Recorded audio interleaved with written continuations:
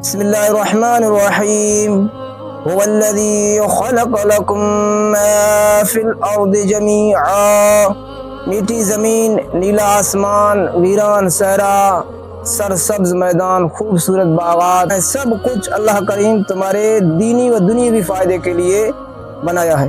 تو آخر انسان کس کے لیے ہے؟ وما خلقت الجن والانس الا لیعبدون۔ فرمان آخری نبی صلی اللہ تعالی علیہ وآلہ وسلم، جس نے مجھ پر ایک مرتبہ درود پاک پڑھا، اللہ پاک اس پر 10 رحمتیں نازل فرماتا ہے، اور جس نے مجھ پر 10 مرتبہ درود پاک پڑھا، اللہ اس پر 100 رحمتیں نازل فرماتا ہے۔ جو مجھ پر 100 مرتبہ درود پاک پڑھے، اللہ پاک اس کے دونوں آنکھوں کے درمیان لکھ دیتا ہے کہ یہ نفاق اور جہنم کی آگ سے آزاد ہے، اور اسے قیامت کے دن اللہ پاک شہیدوں کے ساتھ رکھے گا۔ شافعی روز جزا تم پہ کروڑوں درود، دافع جملہ بلا تم پہ کروڑوں درود۔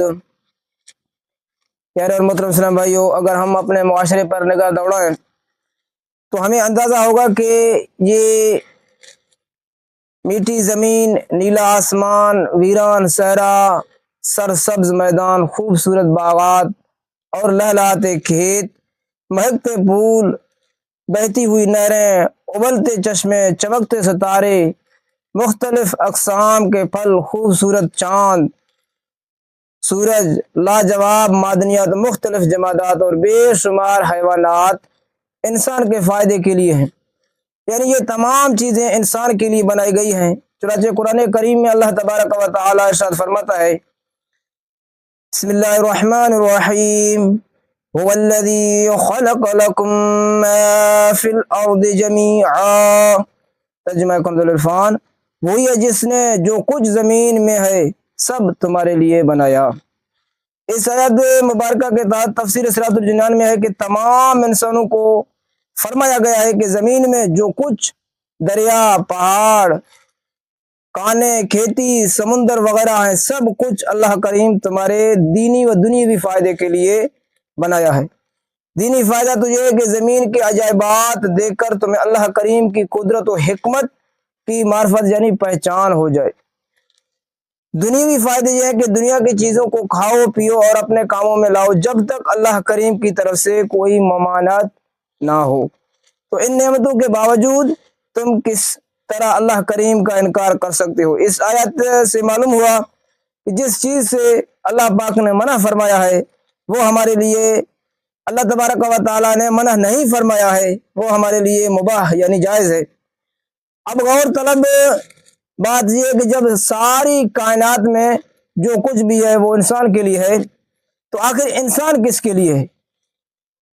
تو اس سوال کا جواب اللہ تبارک و تعالیٰ نے قرآن کریم میں ارشاد فرمایا۔ اللہ تبارک و تعالیٰ فرماتا ہے کہ وَمَا خَلَقْتُ الْجِنَّ وَالْإِنسَ إِلَّا لِيَعْبُدُونَ، ترجمہ کنز العرفان، اور میں نے جن اور آدمی اسی لیے بنائے کہ میری عبادت کریں۔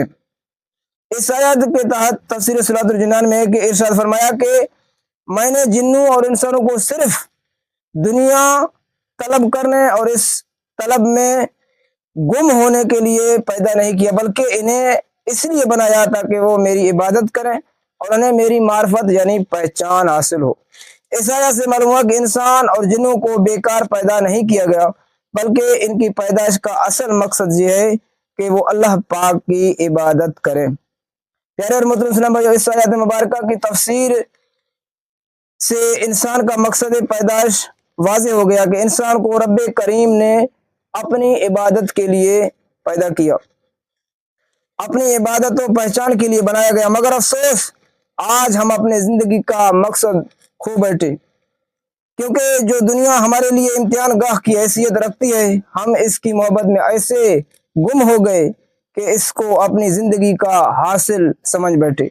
شاید ہم یہ سمجھ بیٹھے کہ ہمیں مال و دولت جمع کرنے کے لیے پیدا کیا گیا۔ مال و دولت کی حرص اس قدر دل میں غالب آ چکی ہے کہ بندہ راتوں رات امیر و کبیر بننے کے سہانے خواب دیکھتا رہتا ہے۔ اے کاش 5 لاکھ کا انعام لگ جائے، اے کاش 10 रुपए की टिकट पर 3 लाख का इनाम निकल आए।